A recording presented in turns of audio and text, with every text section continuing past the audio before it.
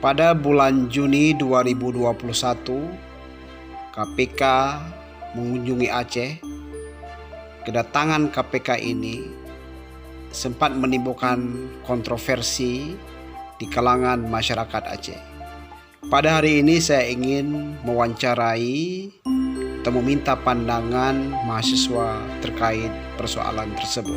Baik Tari, terima kasih ya. Bagaimana pandangan kamu melihat program Mutius ya, yang ingin membangun jalan menghubungkan daerah-daerah terisolir dengan program Mutius? Sebenarnya Pak, ini programnya sebenarnya baik, akan tetapi kita harus melihat tinjauan ulang Pak, apa yang diperlukan oleh daerah itu tersebut. Memang yang untuk menghubungkan daerah yang terisolir itu memang dibutuhkan. Oke, pertanyaan selanjutnya, bagaimana pandangan Tari melihat kedatangan KPK di Aceh? Menurut Tari Pak, ini sebenarnya bagus Pak datang KPK ini, karena kita kan tahu ada permasalahan dari proyek Mutius. Kapal Aceh Hebat sudah menyudutkan Pak Nova. Jika memang Pak Nova bersalah, berarti kan itu yang disudutkan benar. Tapi kalau jika yang disudutkan selama ini salah, berarti kan KPK juga mengetahui bagaimana dari gerak-gerik yang dilakukan oleh pemerintah Aceh itu sendiri Pak, dari Aceh Hebat itu atau dari proyek-proyek yang dilakukan oleh pemerintah sebelumnya. Jadi KPK tuh datang sini kan juga ada atas dasar apa yang mereka ingin cari tahu Pak dari Pak Nova itu sendiri. Maka menurut Tari itu perlu dilakukan Pak. Jadi juga membuktikan kepada masyarakat Aceh bahwasannya Aceh ini apa sedang dalam keadaan aman atau tidak, maksudnya keuangannya seperti yang itu Pak. Karena kan muncul Pak sekarang banyak tuh beredar di jalanan dukung KPK tangkap Nova. Kenapa bisa muncul itu isu-isu itu? Karena mungkin Pak ada segelintir orang yang ingin menjatuhkan menurut Tari Pak.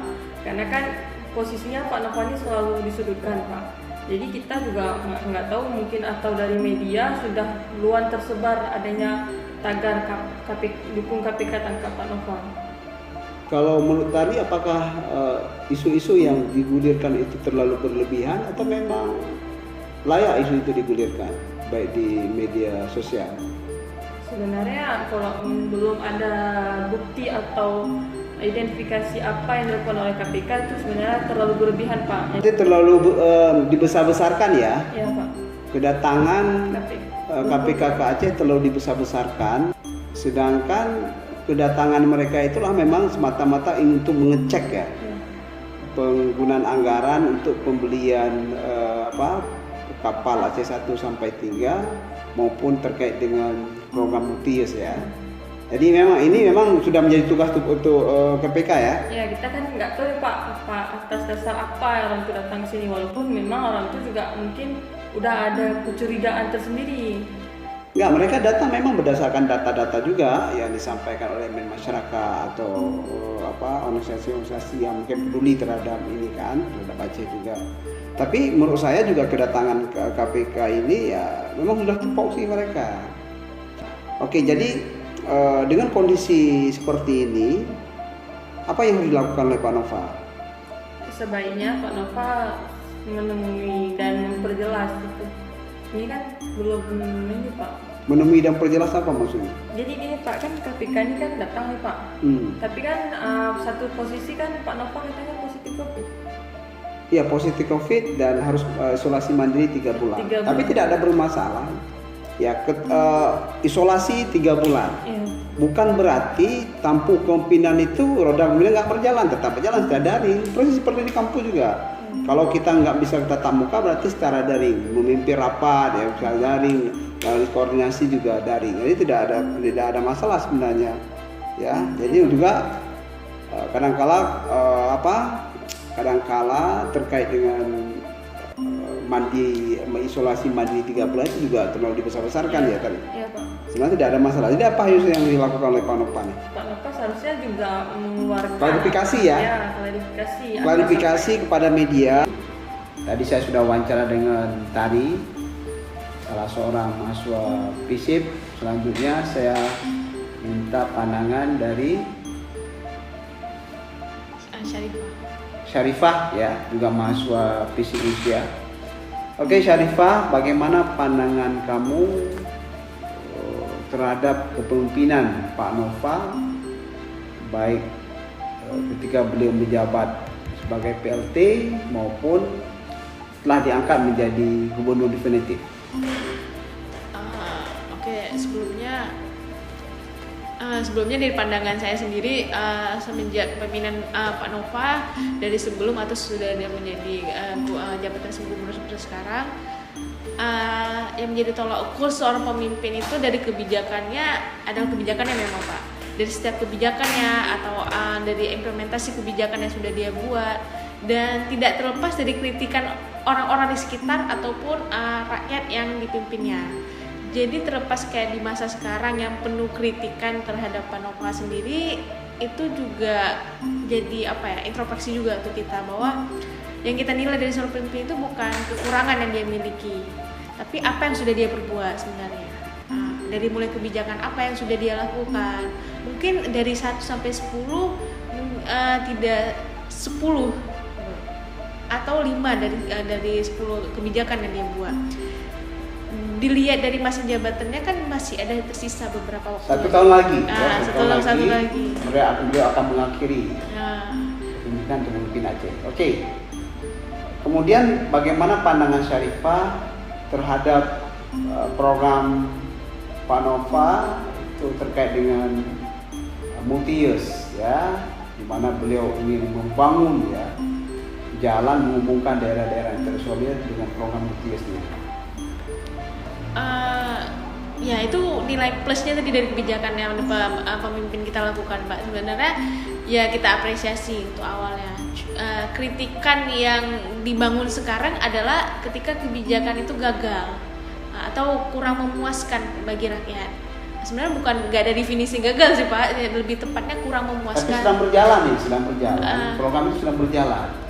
Jadi nanti ketika program ini siap, bisa menghubungkan daerah terisolir misalnya antara Aceh Singkil dengan Aceh Selatan. Ini kan luar biasa. Ini bagaimana Mas Omar? Iya, menurut saya setuju.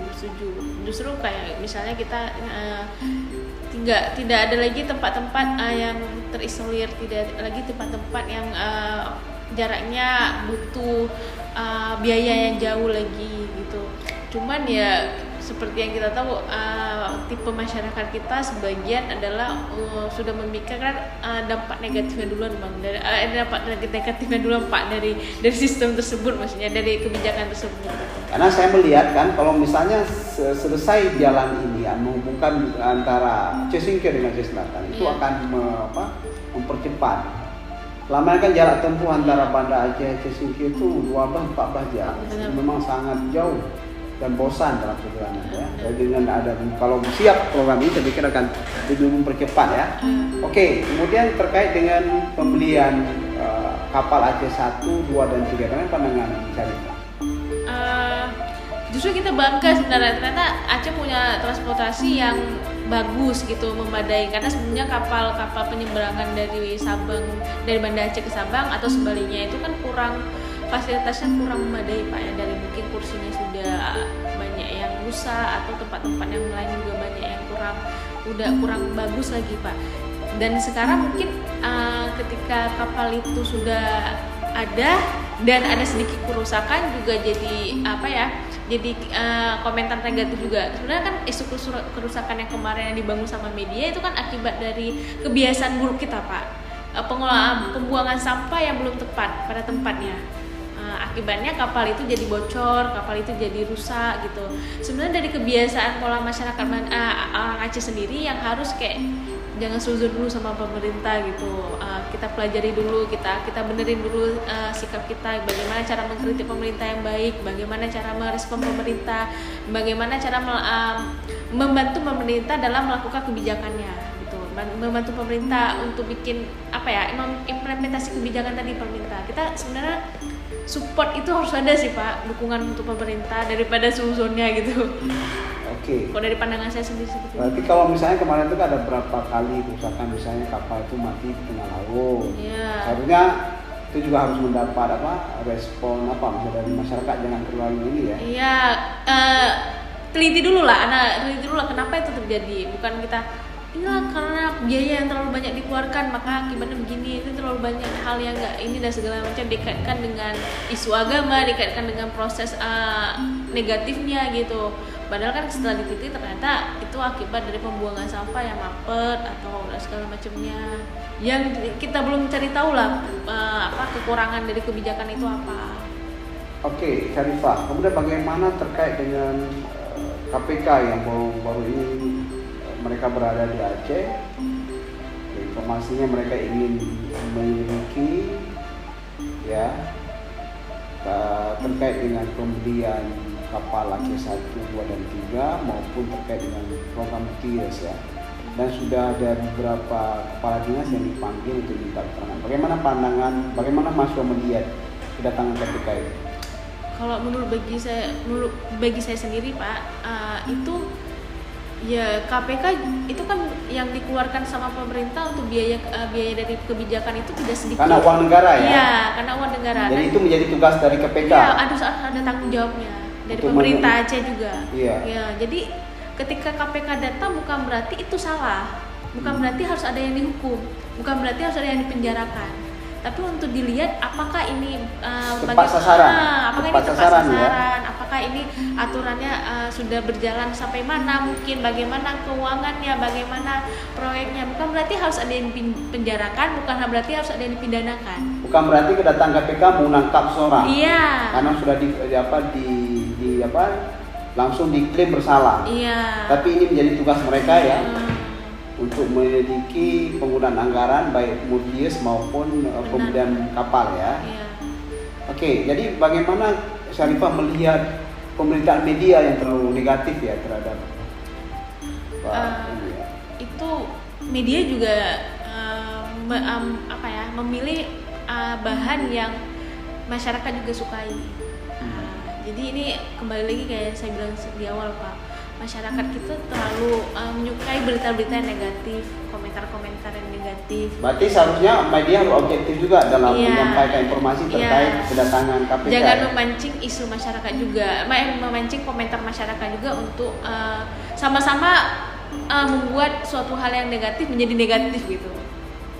Oke, kalau sudah pemberitaan seperti ini ya di media, apa seharusnya yang dilakukan oleh Pak Nova sendiri?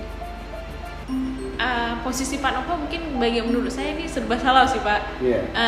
Ketika Pak Nova membuat suatu aksi kayak baru datang ke tempat juga, loh katanya COVID, kok pergi-pergi, salah juga gitu. Jadi posisi pemimpin juga sekarang kita serba salah. Jadi mungkin yang dilakukan Pak Nova adalah terus membuat kebijakannya, terus mengevaluasi kebijakannya, memberikan gambaran ke masyarakat bahwa sosialisasi lah ke masyarakat bahwa ini segala macamnya, kasih pandangan yang baik ke masyarakat Aceh bahwa mungkin nggak terlalu berdampak karena mungkin nggak bakal diterima gitu.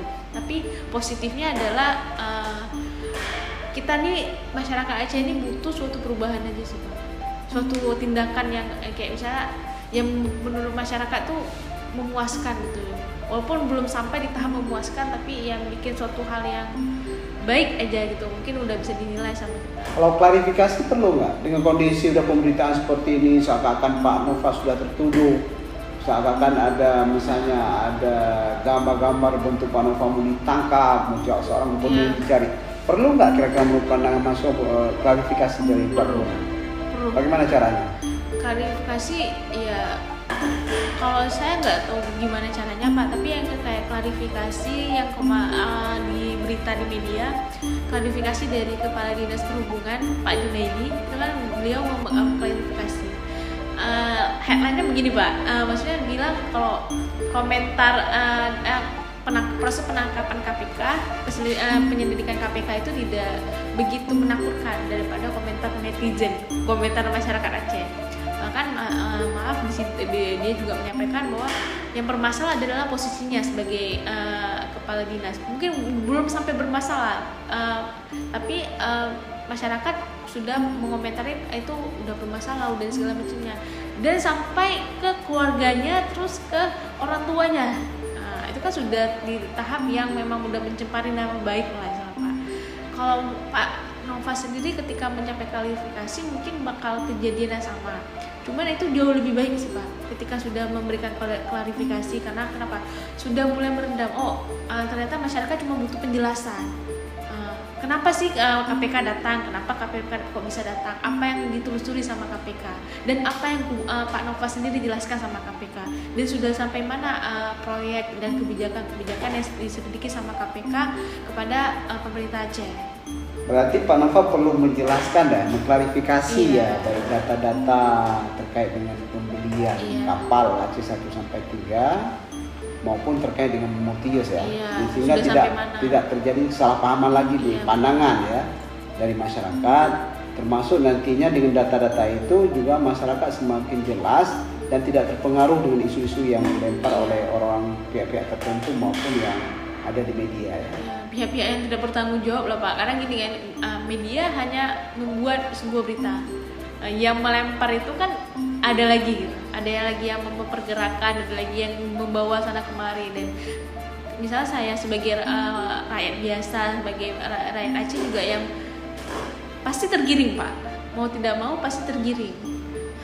Oke, apa harapan Syarifah kepada masyarakat Aceh mensikapi kondisi ya, terutama terkait dengan kedatangan KPK maupun terhadap kebijakan-kebijakan Pak Nova? Seperti yang di awal Pak, menurut saya Pak Nova sendiri sebagai pemimpin Aceh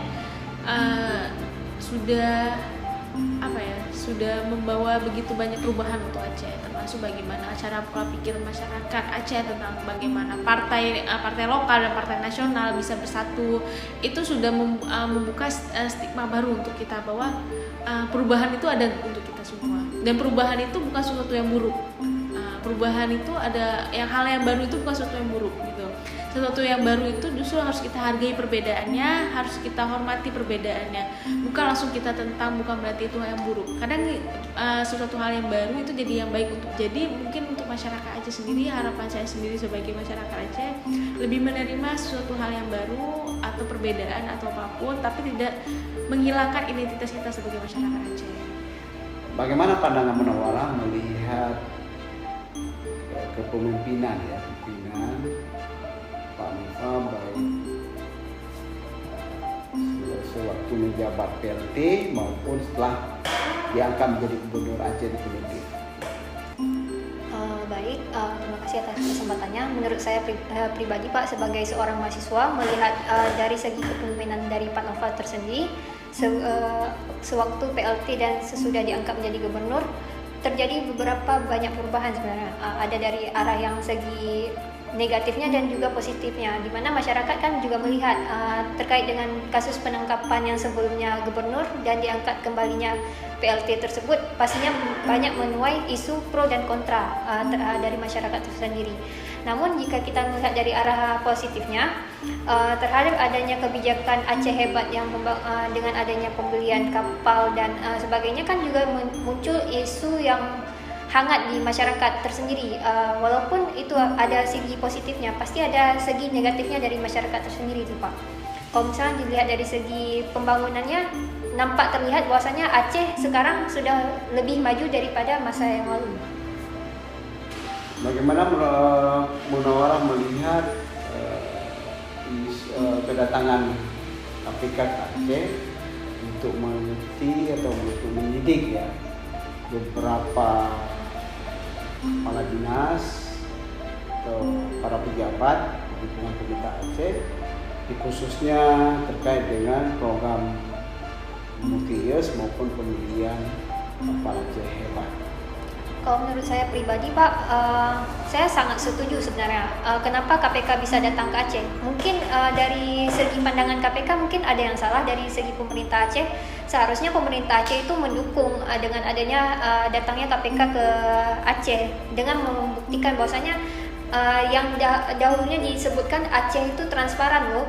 Jadi harusnya pemerintah itu lebih aware terhadap istilah pemasukan ataupun pengeluaran dari segi pemerintah Aceh tersendiri. Dengan adanya kasus dari misalnya kapal Aceh Hebat, adanya kapal Aceh Hebat itu dan juga adanya Multius, sebenarnya itu menjadi suatu mungkin bagi pemerintah ataupun bagi masyarakat itu kan menjadi suatu ancaman terhadap pemerintah, apakah ini pemerintah yang baik ataupun pemerintah yang buruk dinilai suatu pemerintahan. Bagi saya sendiri itu menjadi suatu langkah yang bagus bagi pemerintah untuk memberikan kepercayaan bagi masyarakat sebenarnya, Pak. Berarti kedatangan KPK itu merupakan tupoksi mereka ya? Ya, bagi saya itu merupakan suatu tupoksi mereka karena itu kan menjadi kewenangan bagi KPK tersendiri untuk menyelidiki apa saja sebenarnya yang menjadi bukan permasalahan sebenarnya. Itu kan menjadi tugas dari mereka untuk menyelidiki apa sebenarnya yang menjadi permasalahan yang mungkin digembor-gemborkan oleh suatu masyarakat ataupun oleh pihak tertentu yang menjadi tugas mereka untuk datang kemari, Pak, untuk menyelidiki apakah anggaran ini sudah berjalan dengan baik atau belum gitu, Pak. Karena kedatangan KPK ini adalah pasti nih ada data-data atau informasi-informasi yang disampaikan kepada KPK terkait dengan penggunaan anggaran ya untuk program multi-years maupun pembelian kapal ya.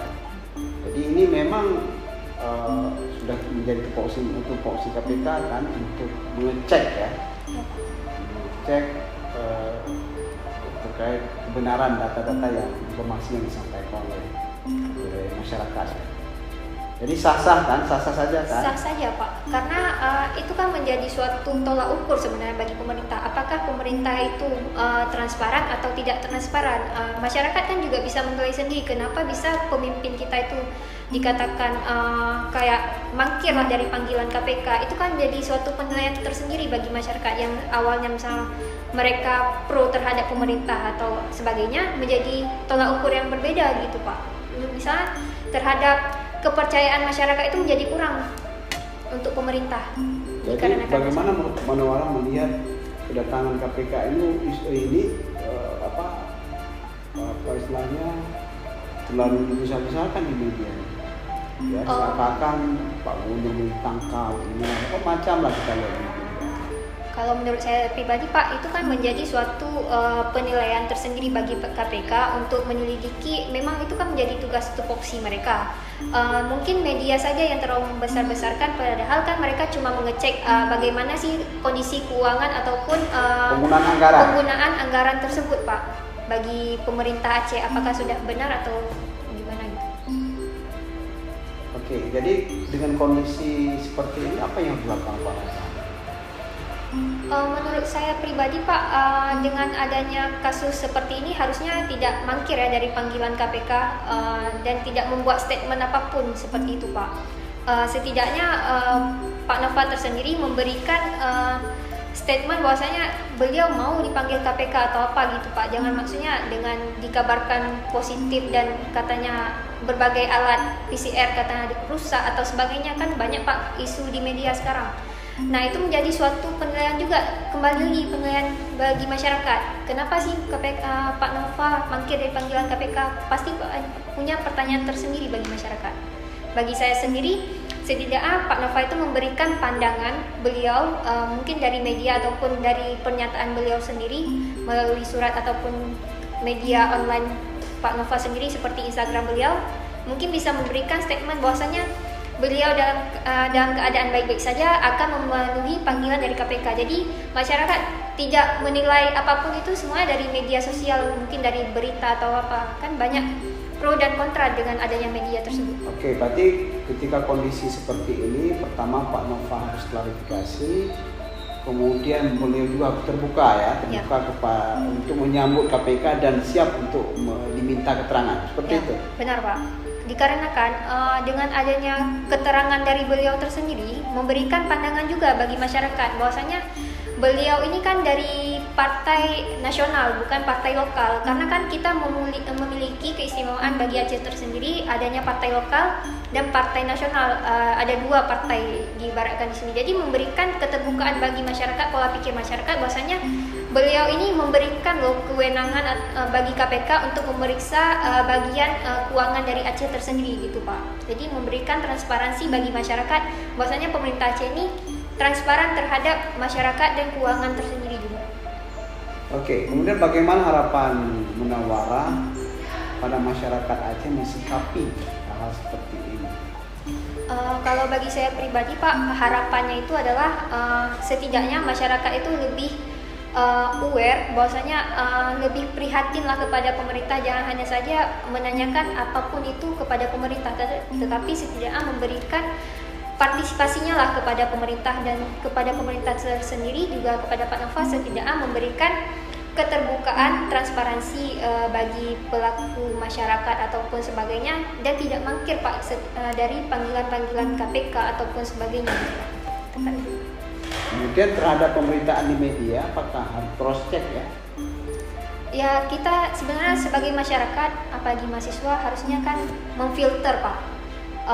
Dari segi pemberitaan dan sebagainya itu kita harus memfilter apakah ini baik untuk dikonsumsi atau tidak, dan baik untuk dicerna atau tidak, dan itu menjadi suatu pandangan dan tolak ukur bagi kita sendiri, apakah dengan adanya media ini memberikan suatu berita yang hoax atau yang fakta gitu. Oke, terima kasih Bu Nawala atas pandangannya.